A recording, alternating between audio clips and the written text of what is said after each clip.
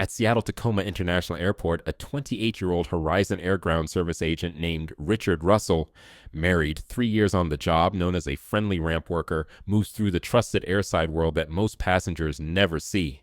Airside employees pass background checks and daily screenings, then operate on need-to-do trust, tugging planes, hooking up ground power, starting APUs. Training to move aircraft systems is normal, intent is assumed benign. A Bombardier Q400 tail N44. 9QX sits on remote stand 1A, quiet, unguarded, meant to fly the next day. It's complex, but not unstartable to a motivated insider with familiarity from manuals and YouTube cockpit videos. Russell tows, powers, and starts systems without tripping alarms. A ground worker doing ground worker, things reads as routine. Security's biggest blind spot is exactly this authorized access plus plausible actions. He rolls off the stand, call signs and procedures fray, and he departs without a flight plan. Controllers try to raise him, no reply, then intermittent contact as the emergency picture snaps into focus. The FAA and NORAD coordinate. 2 F-15S launch from Portland PDX around 2008, going supersonic. The sonic boom rattles the region. As they intercept to watch, not shoot, unless the aircraft threatens people on the ground. Sarah hosts Jimmy and a warm ex-exes turned friends catch up that quickly yields real stories instead of late-night polish. The vibe is cozy, teasing, and unusually candid. Kimmel recorded a quirky bit voice for a Smurfs movie. He jokes he was basically a tardigrade, not a Smurf, only to be fully cut in the final edit, part of a recurring theme. When you finally say yes to a goofy cameo, Hollywood ghosts you. Like Mike Saga. He said no a dozen times to playing Lil Bow Wow's agent. He's not an actor, didn't want to do it, then finally gave in after relentless asks. He shot the role, assumed he was in, and told his kids his son Kevin adored Michael Jordan, huge Bulls fan. Premiere day came, no call. Confused, he bought tickets and took the kids anyway. They sat through the whole film, and he wasn't in it. The kids accused him of lying. He had to learn later that, yeah, they cut him out. It's funny now, but he describes it as truly embarrassing parenting collateral. It's a masterclass in turning uncertainty into comedy, letting the audience feel like co-conspirators piecing together a shared past rather than passive listeners to a polished anecdote. Post 9/11 airport PDA scolding.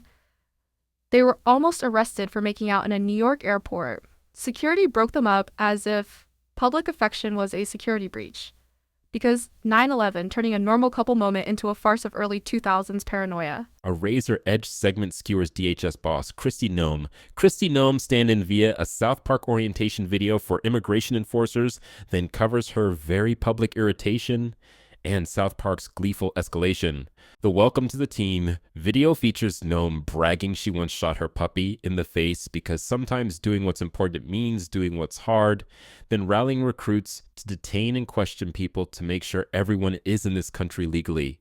It's grotesque rah-rah with a step-forward smile. The host shows an old photo vise, the post-Mar-a-Lago makeover version. Then South Park cuts to an office showdown where colleagues joke, "Who could replace a face like that?" before whisking her out, doubling down on the bit she hates. Noem's response, she complains it's lazy and sexist to mock a woman's looks. Says critics should attack her job performance. She claims only liberals and extremists do appearance jokes. Hypocrisy call out.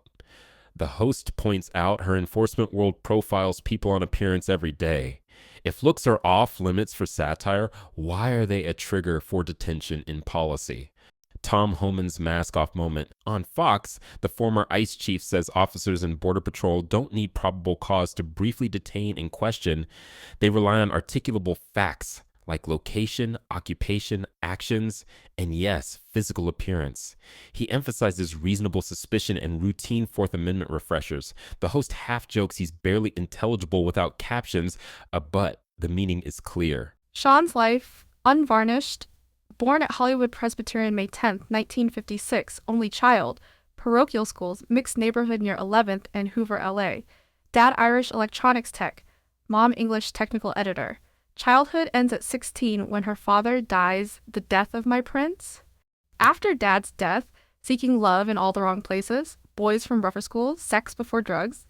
USC via dad's veteran/Social Security benefits, Mom buys her a car at 21 and covers insurance, material support without emotional repair. First baby's father met at the vet where she worked. He discovered crack and began beating her. She got a restraining order. He went to prison. But crack had entered Sean's life, and she learned how to buy it, rock it up, and hide it. Double life, lazy drug addict by her own admission, preferred others to fetch, cook, and load the pipe while she played mother just enough to keep suspicion down. She lived at home, tried to conceal the use from her kid's other grandmother.